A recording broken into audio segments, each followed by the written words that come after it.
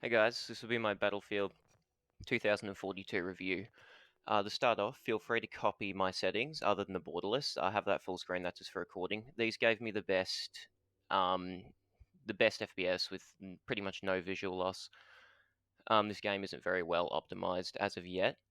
The next thing that you'll want to do is go over to mouse and keyboard or controller, depending on what you're on, and go to on foot and turn quick grenade throw on. That's just my opinion. If you don't have this on, you'll go to throw a grenade and you'll just keep on holding it. Next to the specialist, there's 10. This is my favorite, Sundance. They all have a coolish kind of red and black skin at the end. That seems ridiculous to unlock. It will take ages. It seems the same for every character. It doesn't really seem to matter what you pick. Unlike the other Battlefield games, it's more just for their perk and your personal preference.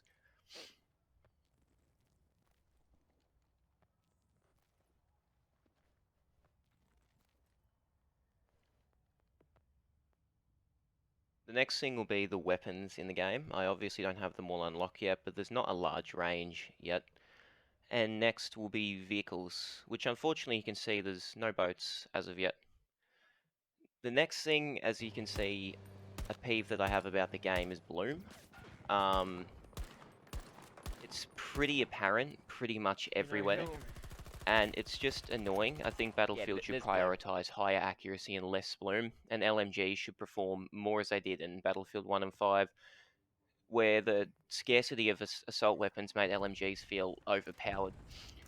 Bloom and random bullet deviation just detract from player skill and control, hence they should be utilized rarely, at least on PC in my opinion. Um, I think Battlefield 2042 on PC should have a lot less bloom and a lot more recoil and a lot more accuracy. Because recoil's easy to control or easier to control with a mouse, which means more skills involved in the gunplay rather than just bloom-based luck and chance.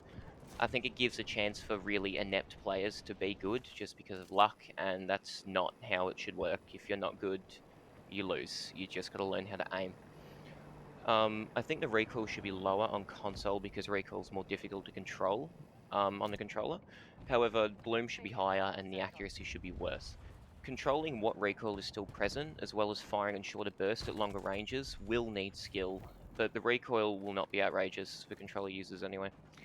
It's pretty annoying to be practically perfectly controlling your recoil. Here's another thing you can see too. This is all my team. Anyone can revive me. But it's just Battlefield. I don't know why I expected them to anyway. No one will. Some things never change.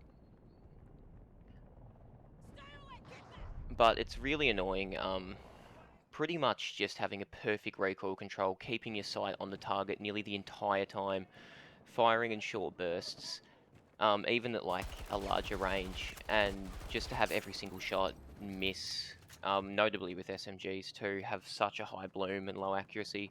Understand the LMGs transform into like laser beams when they're mounted, but that involves setup, and I think it's unfair to have such low accuracy while not mounted. It takes away control from the player and removes a certain level of skill from the fights, which pretty much every game seems to do these days. I'm not sure why. I feel like the LMG should function more like they did in Battlefield 1 and 5, where they overheat as a way to balance the larger magazine sizes instead of making them inaccurate to compensate for their mag size.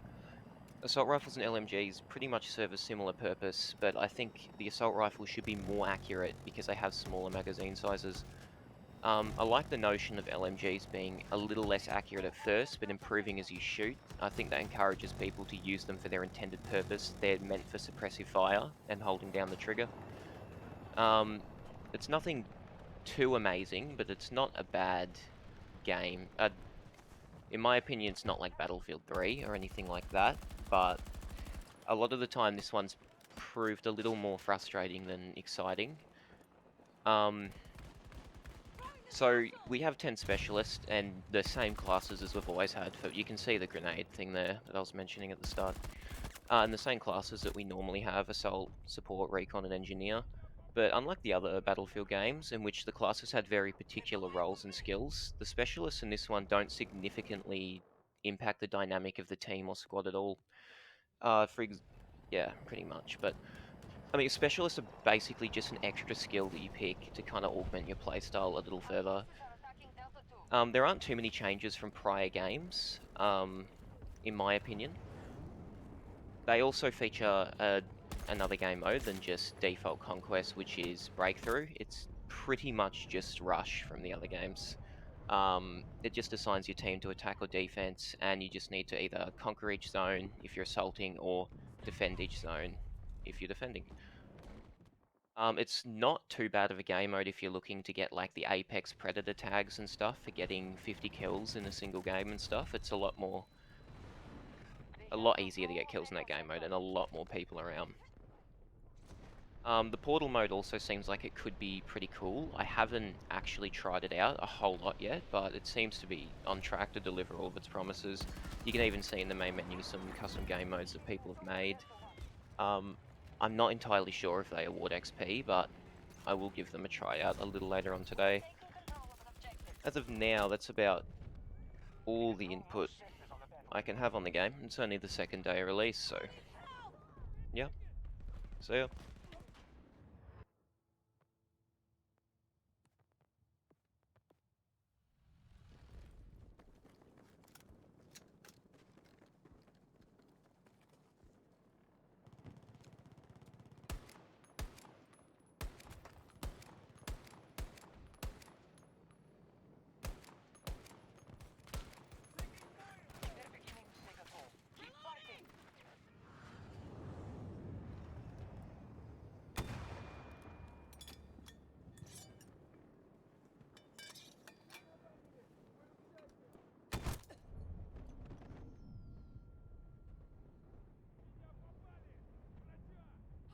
Medical assistance!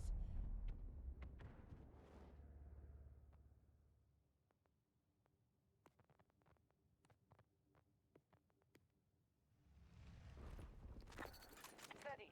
Resources at 50%. Stop the US forces from conquering every sector. Hostiles control all of Echo Sector.